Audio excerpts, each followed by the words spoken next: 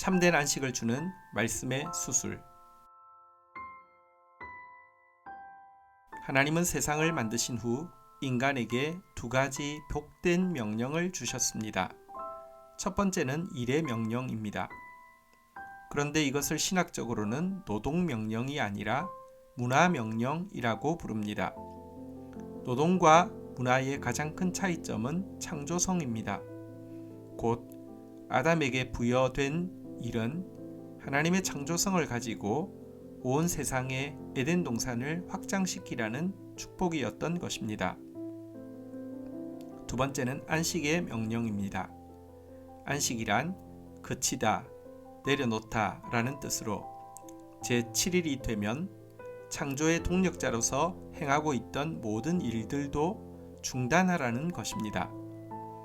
하지만 이 명령은 아무것도 하지 말라는 규제가 아니라 도리어 하나님 아버지께서 완벽하게 준비해 놓으신 것을 누리고 기뻐함으로 그분과 교제하라는 축복이었습니다. 그런데 인간은 범죄함으로 인해 이 두 가지 축복을 다 잃어버리게 되었습니다. 이는 더 이상 하나님의 창조에의 동참이 아니라 생존을 위한 단조로운 노동으로 전락하게 되었고, 하나님과 교제하는 안식도 사라져버리고 마치 브레이크가 고장난 폭주 기관차처럼 헛된 수고를 향해 중단 없이 돌진하게 되었습니다. 하지만 하나님은 이런 우리 인생들을 불쌍히 여기시고 일의 복과 안식의 복이 다시 완벽하게 회복될 하나님 나라를 이루어가고 계십니다. 그리고 그 나라의 백성이 될 우리에게는 미리부터 그 복을 맛보고 훈련하라는 의무와 특권을 부여하고 계십니다. 그런데 일의 복과 안식의 복 중 우리가 더 먼저 회복해야 하는 것은 안식의 복입니다. 사실 인간이 창조된 후 처음 맞이한 날은 일하는 날이 아니라 안식하는 날이었습니다. 이것은 우리의 더 본질적인 목적이 창조의 동력자로서의 일이 아니라 하나님의 자녀로서의 교제임을 분명히 보여주는 것입니다. 또한 이 둘 중 더 힘써 회복해야 하는 것 역시 안식의 복입니다.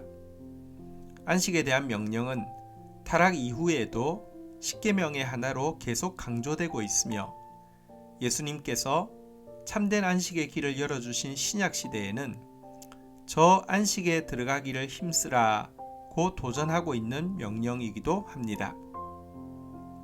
안식의 복을 회복하기 위해 우리가 집중해야 할 것은 말씀의 수술입니다.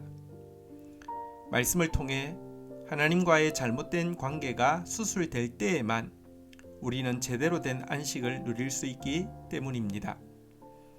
사실 범죄한 인류에게는 하나님의 자녀의 마음이 아니라 항상 결핍을 느끼고 구걸하기에 급급한 고아의 마음이 채워져 있고, 창조의 동력자의 마음이 아니라 소유욕과 강박관념, 두려움과 분노에 매여 있는 노예의 마음으로 살아가고 있습니다. 그런데 말씀은 이처럼 안식을 방해하는 모든 병든 마음들을 어떤 검보다도 예리하게 드러내고 수술해 줍니다. 예수님께서 수고하고 무거운 짐진 자들을 초청하시면서 동시에 말씀의 멍에를 메고 말씀을 배워야 마음이 쉼을 얻으리라고 하신 이유도 바로 이것 때문입니다. 특별히 성도가 함께 모여 예배하는 날은 주님, 내게 부족함이 없습니다 라는 고백이 저절로 흘러나올 때까지 온 힘을 다해 말씀의 충만을 사모해야 합니다. 결코 줄임배로 왔다가 그 모습 그대로 돌아가서는 안 됩니다. 하나님은 사모하는 자들을 향해 너희 목마른 자들아 물로 나아오라, 돈 없는 자도 오라, 내게 듣고 들을지어다. 그리하면 너희가 좋은 것을 먹을 것이며 너희 자신들이 기름진 것으로 즐거움을 얻으리라 고 하시며 말씀의 성찬을 약속하고 있습니다. 히브리서 4장 11절에서 13절. 그러므로 우리가 저 안식에 들어가기를 힘쓸지니 이는 누구든지 저 순종하지 아니하는 본에 빠지지 않게 하려 함이라. 하나님의 말씀은 살아있고 활력이 있어 좌우의 날선 어떤 검보다도 예리하여 혼과 영과 및 관절과 골수를 찔러 쪼개기까지 하며 또 마음의 생각과 뜻을 판단하나니 지으신 것이 하나도 그 앞에 나타나지 않음이 없고 우리를 결산을 받으실 이의 눈 앞에 만물이 벌거벗은 것 같이 드러나느니라.